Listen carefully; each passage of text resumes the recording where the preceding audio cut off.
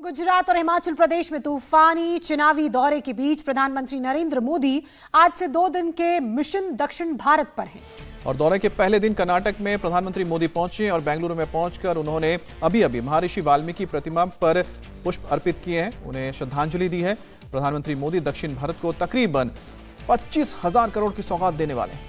और अब से थोड़ी ही देर बाद पीएम मोदी बंगलुरु में केएसआर रेलवे स्टेशन पर एक high speed train Vande Bharat express और भारत गौरव काशी यात्रा को हरी झंडी दिखाएंगे। सुबह तकरीबन 11 बजे मोदी बेंगलुरु एयरपोर्ट पहुंचेंगे और वहां एयरपोर्ट के टर्मिनल 2 का भी पीएम मोदी उद्घाटन करेंगे। कर्नाटक में 6 महीने बाद विधानसभा चुनाव होने जा रहे हैं और इस चुनाव से पहले प्रधानमंत्री मोदी का दौरा बेहद अहम माना जा रहा है। बेंगलुरु दौरे के दौरान मोदी का सबसे बड़ा सियासी दांव वोक्कालिगा समाज के आइकॉन केम्पेगौड़ा की मूर्ति का अनावरण करना होगा। मूर्ति के अनावरण के बाद पीएम मोदी का भाषण भी होगा। कर्नाटक से मोदी आंध्र प्रदेश जाएंगे, जहां वो कल विशाखापत्तनम रेलवे स्टेशन की नई और मॉडर्न बिल्डिंग के शिलान्यास सहित कई प्रोजेक्ट्स का तोहफा वहां की जनता को देंगे। तो ये तस्वीरें आप देख रहे हैं, बेंगलुरु पीएम मोदी पहुंच चुके हैं और वहां पहुंचने पर उन्होंने महर्षि वाल्मीकि की प्रतिमा पर पुष्प अर्पित किए। पुष्प अर्पित करते हुए प्रधानमंत्री नरेंद्र मोदी आपको नजर आ रहे हैं, श्रद्धा सुमन उन्होंने अर्पित किए। और आज अमित, जिस हिसाब से प्रधानमंत्री के कार्यक्रम की बात की जाए तो एक लंबा चौड़ा कार्यक्रम आज और कल दोनों ही दिन है। 25,000 करोड़ की सौगात दक्षिण की जनता को प्रधानमंत्री नरेंद्र मोदी देंगे, जो आगामी चुनावों से पहले एक बड़ा तोहफा प्रदेश की जनता के लिए, साउथ की जनता के लिए होगा। बिल्कुल, और हमारे साथ संवाददाता राघवन भी जुड़ गए हैं। राघवन, प्रधानमंत्री मोदी का यह दौरा बहुत अहम माना जा रहा है। एक तो कि प्रधानमंत्री मोदी फिलहाल कहां पर हैं, उसके बाद उनका शेड्यूल क्या रहेगा, और दूसरी बात है कि इसको सियासी हलकों में किस तरह से देखा जा रहा है। देखिए, अगर सियासी हलकों की बात करें अमित, क्योंकि वही बहुत सिग्निफिकेंट उसको कहा जा सकता है। अगले 6 महीने में कर्नाटक, जहां पर फिलहाल प्रधानमंत्री नरेंद्र मोदी मौजूद है, राजधानी बेंगलुरु में, वहां पर चुनाव है। और उसके बाद अगले साल नवंबर में हम एक बार फिर से कोशिश करेंगे राघवन से बात करने की, लेकिन आपको बता दें कि प्रधानमंत्री मोदी की जो तस्वीर इस वक्त आप देख रहे हैं, प्रधानमंत्री मोदी पहुंचे, सबसे पहले पहुंचकर उन्होंने महर्षि वाल्मीकि और उसके बाद तमाम जो सांस्कृतिक धरोहर या फिर आइकॉन्स माने जाते हैं कर्नाटक के, उन सभी संतों को, ऋषियों को प्रधानमंत्री मोदी श्रद्धांजलि अर्पित कर रहे हैं। उनके साथ यहाँ पर देख सकते हैं कि आप मुंबई, जो कि मुख्यमंत्री है, साथ ही यहाँ पर तमाम केंद्रीय मंत्री भी नजर आ रहे हैं। लेकिन प्रधानमंत्री मोदी का जो यह दौरा है कई सियासी हलकों में सबसे ज्यादा चर्चित है। बिल्कुल अमित, और प्रधानमंत्री मोदी का पूरा कार्यक्रम जो है उसके बारे में भी एक बार हम अपने दर्शकों को बता दें। आज यानी कि 11 नवंबर को प्रधानमंत्री नरेंद्र मोदी कर्नाटक में ही, ये तस्वीरें आप देख रहे हैं, जहां सबसे पहले प्रधानमंत्री ने वाल्मीकि की प्रतिमा पर पुष्प अर्पित किए, श्रद्धा सुमन उन्हें दिए। वहीं 12 नवंबर को पीएम मोदी आंध्र प्रदेश में रहेंगे, 12 नवंबर को वो तेलंगाना का भी दौरा करेंगे। कर्नाटक में 6 महीने बाद चुनाव होने हैं और चुनावों से पहले मोदी का बेंगलुरु पहुंचना, वहां की जनता को कई तोहफे देना एक बड़ा संदेश है। बेंगलुरु के केएसआर रेलवे स्टेशन पर पीएम मोदी वंदे भारत एक्सप्रेस और भारत गौरव काशी दर्शन ट्रेन को भी हरी झंडी दिखाएंगे। इसके अलावा रेलवे स्टेशन के बाद प्रधानमंत्री मोदी सीधे बेंगलुरु एयरपोर्ट जाएंगे और 5,000 करोड़ रुपए की लागत से बने एयरपोर्ट के टर्मिनल 2 का प्रधानमंत्री नरेंद्र मोदी उद्घाटन करेंगे। और ये तस्वीरें लगातार उनके कार्यक्रम से जुड़ी हुई आपके सामने। और प्रधानमंत्री के कर्नाटक दौरे का एक और वोट कनेक्शन है। प्रधानमंत्री मोदी आज बेंगलुरु एयरपोर्ट के पास बेंगलुरु शहर को बसाने वाले नादप्रभु केम्पेगौड़ा की विशाल प्रतिमा का उद्घाटन करेंगे। यह बीजेपी का बड़ा चुनावी दांव माना जा रहा है। नादप्रभु केम्पेगौड़ा को कर्नाटक के प्रमुख जातियों में से एक है। वोक्कालिगा यानी कि गौड़ा जाति का बहुत बड़ा आइकॉन माना जाता है। गौड़ा जाति कर्नाटक की 224 सीटों में से करीब 50 सीटों पर असरदार है। वोक्कालिगा यानी कि गौड़ा जेडीएस का वोट बैंक है। बीजेपी की इस कवायद को गौड़ा वोट बैंक को साधने की कोशिश के रूप में भी देखा जा रहा है। गौड़ा की इस विशालकाय मूर्ति की स्थापना को लेकर अब सियासत भी गरमाने लगी है। बीजेपी की इस प्रयास को एक पॉलिटिकल मास्टर स्ट्रोक की तरह देखा जा रहा है, क्योंकि दक्षिण कर्नाटक, जिसमें राजधानी बेंगलुरु भी है, यहाँ पर तकरीबन 7 से 8 ऐसे ज़िले हैं जहाँ पर वोक्कालिगा कम्युनिटी, जिसे गौड़ा कम्युनिटी भी कहा जाता है, उनका इन्फ्लुएंस है। वो यहाँ पर तकरीबन 50 सीटों पर जीत और हार का फैसला करते हैं। ऐसे में बीजेपी ने उस कम्युनिटी के सबसे बड़े आराध्य शासक केम्पेगौड़ा की इतनी विशालकाय प्रतिमा को यहाँ पर स्थापित किया है, जिससे कहीं ना कहीं बीजेपी को ऐसा लगता है कि उससे काफ़ी सारा पॉलिटिकल गेन होगा, क्योंकि ये कम्युनिटी पारंपरिक तौर पर जेडीएस जो देवेगौड़ा की पार्टी है उनके साथ रहती है, लेकिन पिछले चुनाव में ऐसा देखा गया था कि गौड़ा कम्युनिटी का वोट बेस थोड़ा सा शिफ्ट हुआ था। कांग्रेस भी इस वोट बेस पर नज़र बनाए हुए है, लेकिन अब बीजेपी ने केम्पेगौड़ा की इतनी बड़ी प्रतिमा को बेंगलुरु एयरपोर्ट के पास में स्थापित कर एक बड़ा मैसेज कम्युनिटी को दिया है। और जितने भी उनके जो इस कम्युनिटी से जुड़े हुए मंत्री हैं वो लगातार ये कह रहे हैं कि ऐसा करने से उन्हें आने वाले चुनाव में ज़रूर पॉलिटिकली गेन मिलेगा। तो बीजेपी का यह दांव चुनाव में फायदा पहुंचा सकता है, इसलिए कांग्रेस ने सवाल उठाया, कहा कि 3 महीने पहले ही केम्पेगौड़ा की मूर्ति की याद आई है। और जवाब में बीजेपी ने क्या कहा आपको सुनाते हैं। इस पूरे स्टैच्यू को लेकर जो राजनीति हो रही है उसको लेकर अब आपके जो पुराने मित्र हैं वो ये कहते हैं कि टाइमिंग जो है इलेक्शन से ठीक पहले इतनी बड़ी भारत अपनी गति, सुरक्षा। और आपको बता दें कि ये वंदे भारत जो एक्सप्रेस है यहाँ से चेन्नई यानी कि बेंगलुरु से चेन्नई के बीच शायद दौड़ेगी। एक बार ऊपर हम देखेंगे कि जगह का नाम शायद चेन्नई लिखा हुआ था। तो प्रधानमंत्री मोदी लगातार आप देख रहे हैं कि देश में जो वंदे भारत एक्सप्रेस है उसके मैप को बढ़ाते जा रहे हैं। तो अभी आप जो देख रहे हैं वंदे भारत एक्सप्रेस जो कि भारत की पहली हाई स्पीड ट्रेन है, ये मेक इन इंडिया के तहत बनाया गया है और ये देसी है। और ये आपको बता रहे थे जैसे कि चेन्नई और बेंगलुरु के बीच दौड़ेगी और चेन्नई से बेंगलुरु और बेंगलुरु से चेन्नई आना जाना अब कितना आसान हो जाएगा।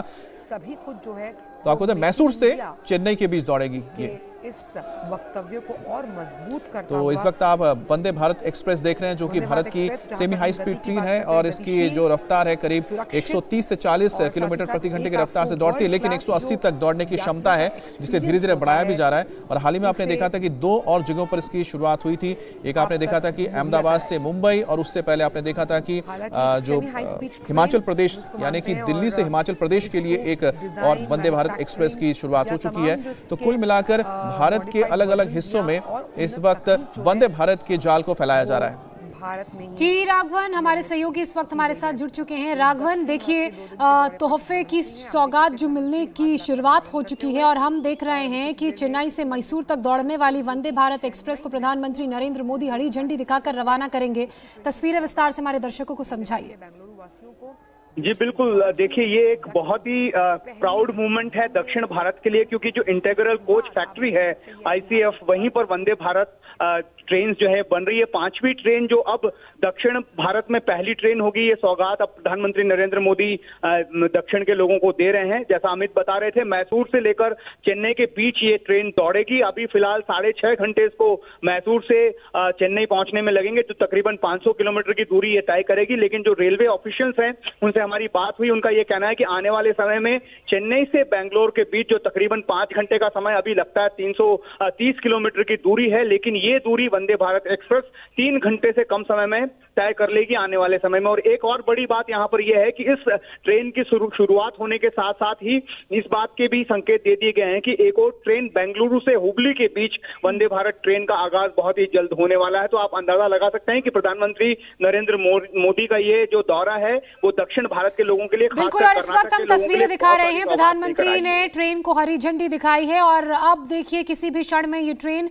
रवाना हो जाएगी। तो बेंगलुरु से ये तस्वीरें आप देख रहे हैं, क्रांतिवीर संगोली रायना रेलवे स्टेशन में इस वक्त प्रधानमंत्री नरेंद्र मोदी बेंगलुरु के मौजूद हैं और दक्षिण की ये अपने आप में पहली हाई स्पीड ट्रेन है जिसे प्रधानमंत्री नरेंद्र मोदी ने हरी झंडी दिखाकर रवाना किया है। अमित देखिए धीरे धीरे गति पकड़ती हुई वंदे भारत एक्सप्रेस। और सबसे अच्छी बात जोशना ये है कि जो तस्वीरें हम देख पा रहे हैं कि कैसे उत्तर से लेके दक्षिण तक और अब पूरब कचा हुआ है। पश्चिम में भी हो गया, उत्तर में भी हो गया, दक्षिण में भी हो गया। तो अगला नंबर मुझे लगता है कि पूरब को मिलेगा कि पूरब की ओर भी ट्रेन चलेगी। हालांकि बनारस तक तो जा ही रही है वंदे भारत ट्रेन, लेकिन ये जो आप वंदे भारत ट्रेन देख रहे हैं इसको देखकर आपको गर्व इसलिए महसूस होना चाहिए क्योंकि जिस हाई स्पीड ट्रेन की जिक्र लगातार हम करते रहते हैं कि दुनिया में हर जगह पे है, भारत को यह मेक इन इंडिया के तहत मिला और प्रधानमंत्री मोदी ने जिस तरह से पुश दिया है इस पूरे प्रोजेक्ट को, इस पूरे योजना को, आप देखिए कि कहीं ना कहीं जो हम कहते हैं ना कि एक्सपीरियंस ऑफ ट्रेन ट्रैवल उसको उसने कितना बदल दिया है।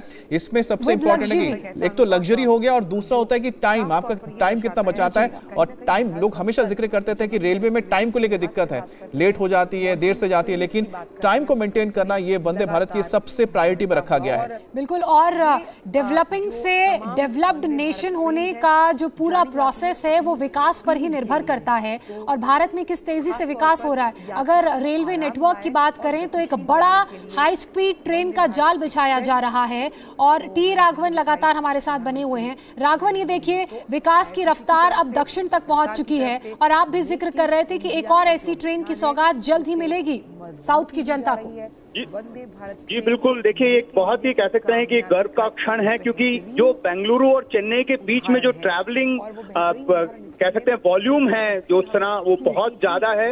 लोग ये चाहते हैं कि वो जल्द से जल्द चेन्नई पहुंच जाएं, क्योंकि यहाँ से बहुत सारे दोनों आईटी कॉरिडोर है उसको जोड़ने वाली ये दोनों शहर हैं। इस लिहाज से इसको काफी महत्वपूर्ण माना जा रहा है। पिछले 28 सालों से इस जो डिस्टेंस को तय करती है वो शताब्दी एक्सप्रेस है।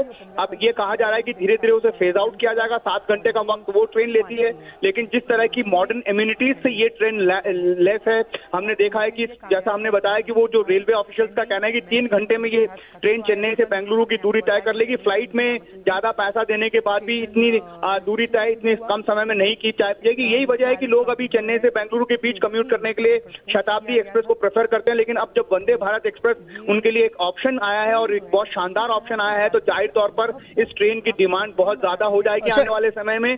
और एक बात बताइए राघवन, तो ये ट्रेन फिलहाल क्या चेन्नई से मैसूरू आएगी, चेन्नई से बेंगलुरु डायरेक्ट आएगी? जी देखिए, ये चेन्नई से मैसूरू के बीच की ट्रेन है। पहले इसमें 2 स्टॉप होंगे। चेन्नई के बाद पहला स्टॉप काटपाड़ी होगा, उसके बाद बेंगलुरु रेलवे स्टेशन जो सेंट्रल रेलवे स्टेशन जहां से प्रधानमंत्री नरेंद्र मोदी ने इस ट्रेन को हरी झंडी दिखाई है, उसके बाद ये ट्रेन मैसूर जाएगी। चेन्नई से मैसूरू की दूरी जो है वो 500 किलोमीटर की है और करीब 6.5 घंटे में ये ट्रेन तय करेगी शताब्दी एक्सप्रेस। ये तो आपने बहुत अच्छी बात बता दी। राघवन, जरा लोगों को समझा देते हैं कि लोग समझना चाह रहे होंगे ना चेन्नई से बेंगलुरु फिर वहां से मैसूर क्यों। अब आप जानते हैं कि चेन्नई और बेंगलुरु जो हो गए तो कैपिटल्स हैं और दोनों की दोनों कमर्शियल हब है, आईटी हब है, लेकिन साथ ही जो मैसूर है वो हिस्टोरिकल हब है और टूरिस्ट के बीच बहुत पॉपुलर है। तो जरा लोगों को समझा दीजिए कि ये जो 3 स्पॉट्स यानी 3 जो अहम शहर जुड़ जाते हैं इस वंदे भारत के जरिए, वो कितना इंपॉर्टेंट हो जाता है। जी बिल्कुल, आपने एकदम सही कहा। चेन्नई भी पर्यटन के लिहाज से बहुत ही इंपॉर्टेंट सेंटर है दक्षिण में और मैसूरू भी बहुत ही ज्यादा इंपॉर्टेंट है। वहां पर मैसूर पैलेस जो है वर्ल्ड हेरिटेज साइट में उसकी गिनती होती है। ऐसे में चेन्नई से, और दूसरा चेन्नई से एक पारंपरिक कनेक्ट भी है। आपको ध्यान रखना होगा कि जो जयललिता फॉर्मर चीफ मिनिस्टर थी तमिलनाडु की, वो मैसूर की अयंगार ब्राह्मण थी। तो ऐसे में चेन्नई से और मैसूर से लोगों का पारंपरिक रिश्ता भी है और यही वजह है कि चेन्नई से मैसूर के बीच डिमांड बहुत ज्यादा हाई रहती है। बिल्कुल। अच्छा राघवन, एक और ट्रेन का हम कर रहे हैं काशी के लिए भी अब सीधा बेंगलुरु से लोग सीधा जा पाएंगे, उसके लिए भी हाई स्पीड ट्रेन की शुरुआत हो रही है कर्नाटक वासियों के लिए। जी बिल्कुल, देखिए काशी जिस तरह से वहां पर कॉरिडोर को डेवलप किया गया था पिछले दिनों में, एक बहुत बड़ी आकांक्षा है, क्योंकि काशी जो है यहाँ के लोगों के लिए जो शैवाइट हैं, खासतौर पर कर्नाटक के लोगों के लिए आपको हम कहना चाहेंगे कि मैक्सिमम पॉपुलेशन जो लिंगायत कम्युनिटी है वो शैविज्म को मानती है और वाराणसी उनके लिए एक बहुत बड़ा पिलग्रिमेज सेंटर है। ऐसे में जब बेंगलुरु से सीधी ट्रेन काशी दर्शन के लिए निकलेगी तो आप अंदाजा लगाइए कि लोगों की डिमांड काफी समय से थी। अलग अलग ट्रेन अभी चल रही है, ऐसा नहीं है कि ये पहली बार